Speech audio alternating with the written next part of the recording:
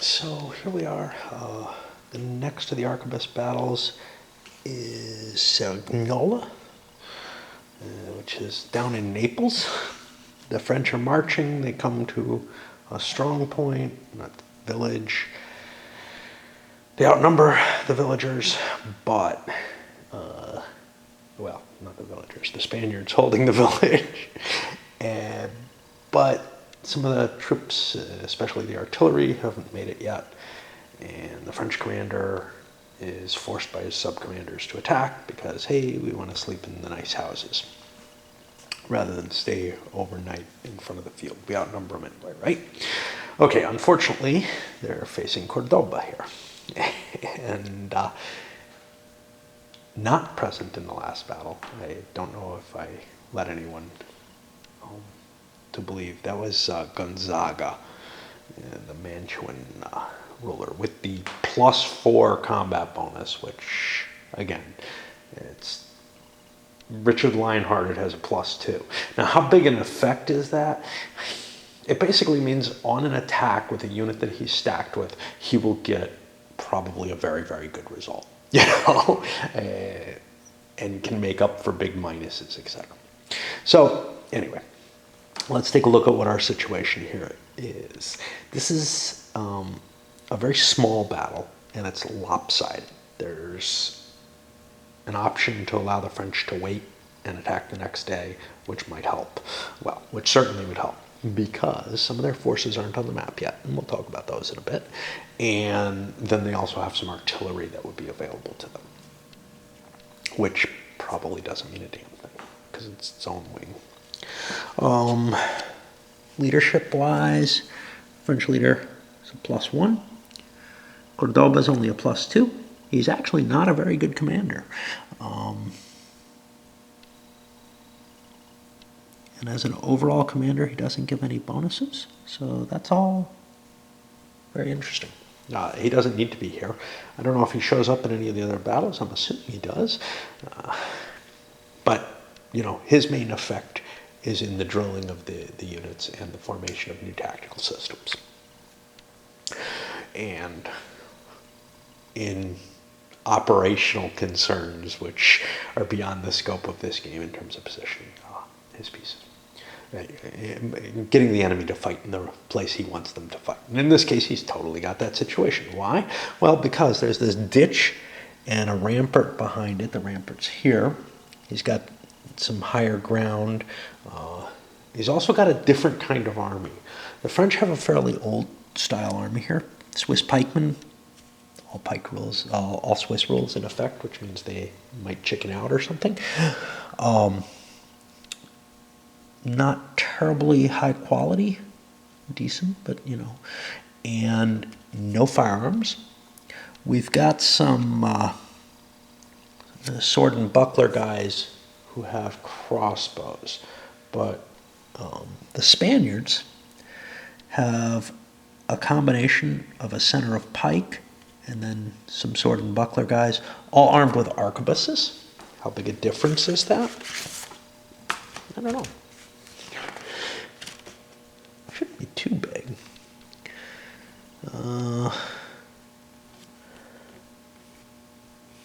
They look approximately the same. I do not see. There's a little difference as to firing, when you can fire, right? Oh boy. They have this spelled out not quite how I wanted it. So like the other had the handguns a little different.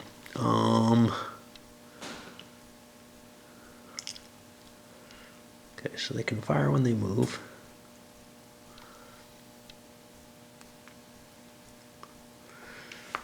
There's normal. Return fire.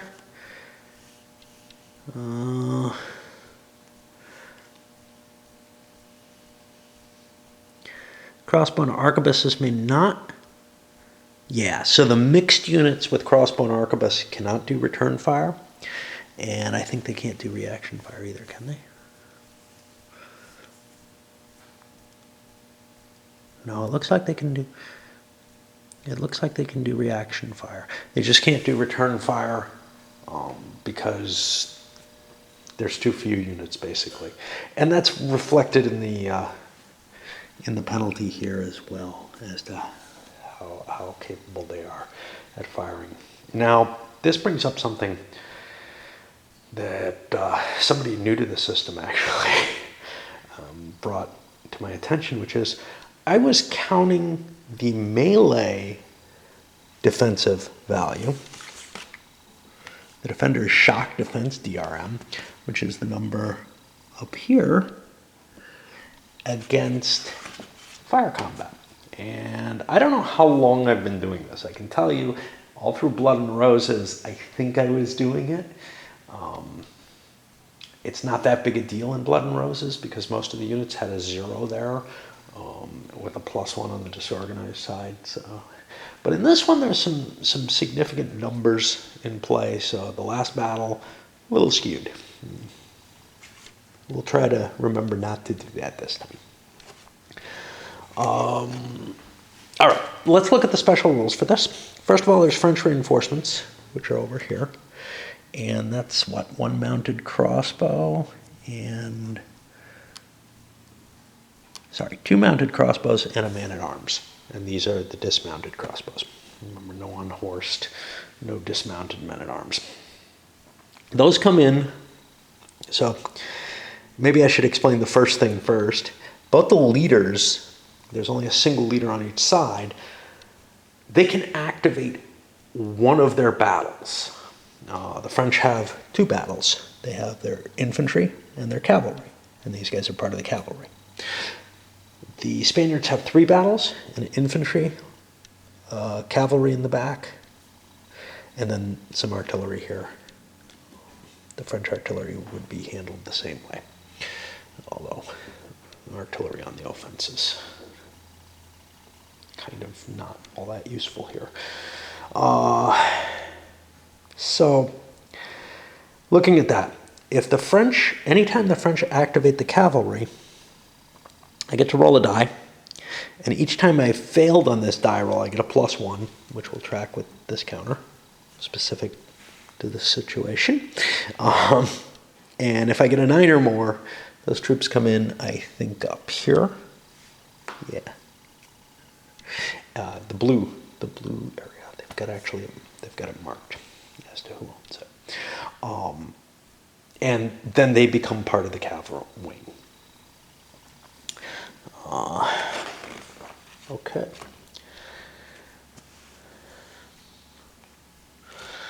The Spanish defenses, the ditch, and the rampart. Okay, so not only is there a ditch and a rampart here, but there was so much dust in the way that the French couldn't tell that there was a strong defensive position there. And in order to simulate that, when the French move adjacent to a Spanish unit separated by a ditch, they have to stop immediately. They can fire but can't shock attack. This happens until a French unit crosses a ditch hex side with a rampart. From then on, then they can move up to a Spanish unit separated by a ditch and shock attack. Now, the ditch has a -1. The rampart has, I believe, an additional -1 if you're attacking the wrong way. The ditch is in either direction. It's a ditch, you know. But the rampart gives an advantage to the people on top. If you shock attack across a ditch without a rampart in it, you have to make it without a rampart on your side. So if you're attacking this way, or for that matter, either way attacking from here, you have to make a roll, and you might get disorganized. And if you cross a ditch, you have to make a roll to see if you're disorganized. One of the interesting facets in this battle is that there was an explosion of gunpowder in the Spanish lines that caused some disruption. What's going to happen is every time the infantry is activated, you make a die roll. If you roll a 6 or more, there's a potential there is an explosion. You roll here, and the unit indicated, which could be Cordoba, I'll be the center of that explosion. It's going to disorganize all units, all friendly units within 2 hexes. Has no effect on the leader. This uses the timing rules. The French have 12 turns of timing. If I recall the timing rules right, I'll have to look them up to make sure. But the way they work is the Spaniards can basically pass a free activation to move this forward. And if that runs out, the game's over. The Spaniards have won. Basically, they say everything is in favor of the Spaniards here. The optional game puts the French attacking the next day, and they will have both the artillery and the cavalry. Their artillery is 4 culverins, which I don't know how big a deal that is. They're heavier than the Sackers, but you know, still out beyond 2 hexes, they start getting a little questionable. Flight levels, the French have 25, the Spaniards have 15, and I have to dig up the Spaniard counter there, and that's about it. Nice little tiny one. The size of this makes me think of Ancient Battles Deluxe, the Victory Point Games little game. But, you know, it's nice. We have a whole range of different things, you know, from this, which if you photocopied this and put it to the side, you could, you know, fit on an airplane to, we got, what, a 2-mapper?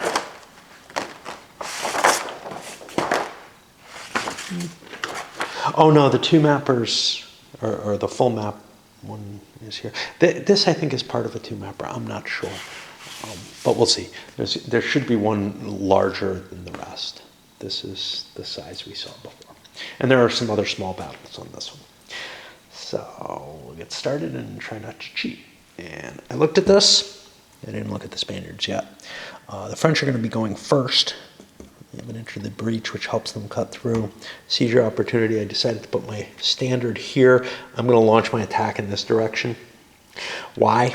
Well, although there's these crossbows, and maybe they're actually better than the artillery. I'm trying to avoid the artillery. I also see a bigger gap here. Now, terrain-wise, there's some crop fields here. They slow you down a little. That's about it. The only blocking terrain for line of sight is the buildings, obviously height, and the vineyards. And that's, I guess, about it. All right. I'll come back when I'm ready to start. So I'm about to actually start over the Cerignola. French have first activation. And, well, first thing I notice is, wow, I'm getting a lot of glare here. I don't know if it shows on the camera too much, but when I'm trying to play, I found I had to pull the map close to me to get out of it. GMT's glossiness factor, the rules especially, but in general, has been getting worse and worse. If you look at the old, you know, circa 2000 stuff, they were thin counters, crappy components in general, but, you know, the map was matte, the counters didn't have that extreme sheen on them. I don't know why they've moved to this.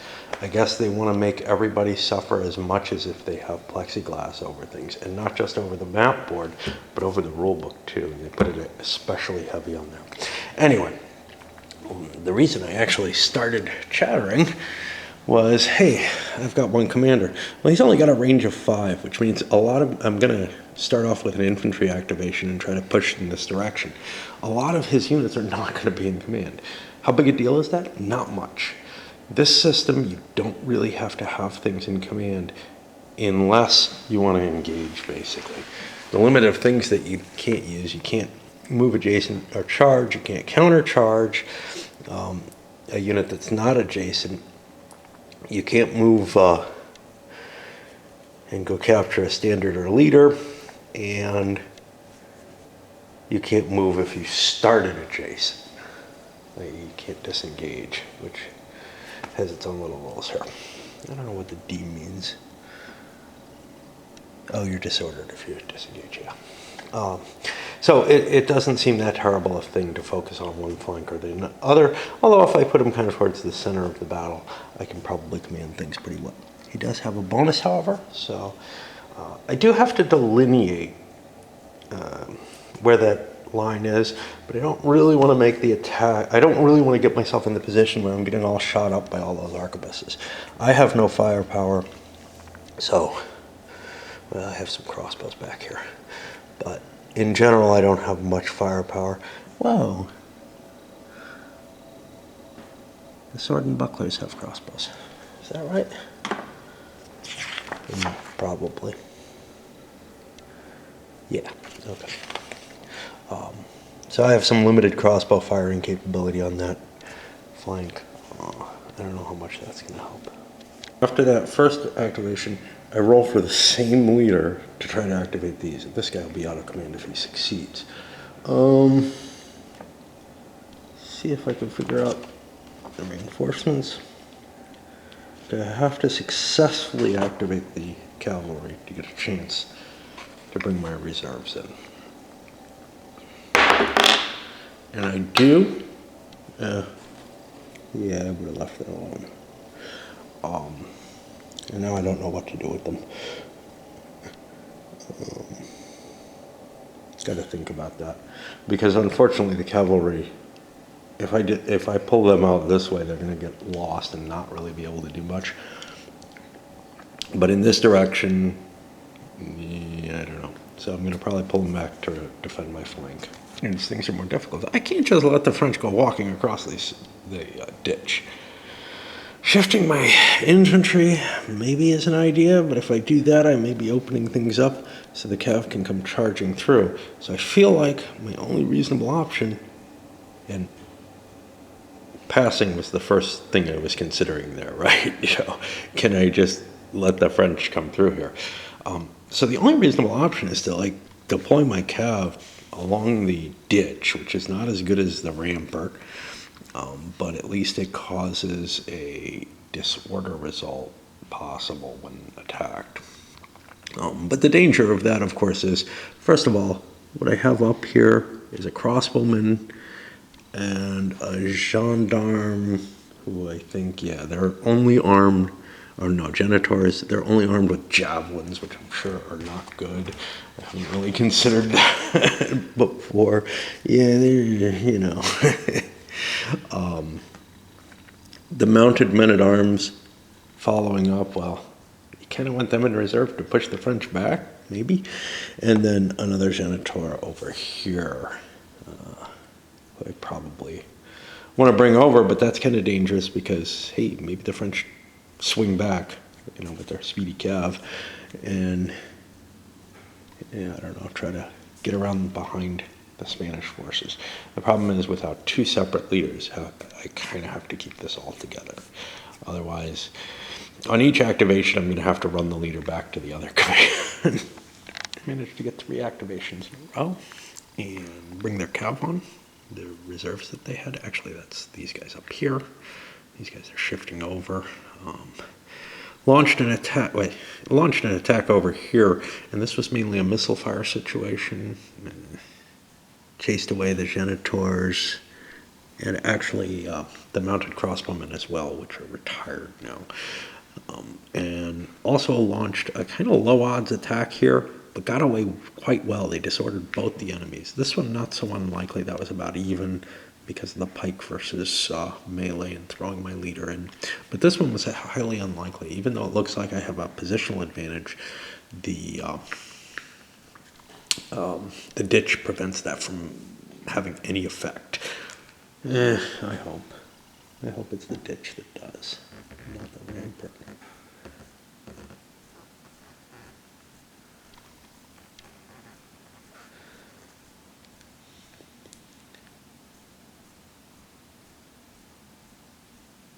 Yeah, if you have to roll for disorder for your attack, which the ditch is what makes that happen, you're denied any positional advantage. So this was actually like a -3, but we did manage to get a damn good roll.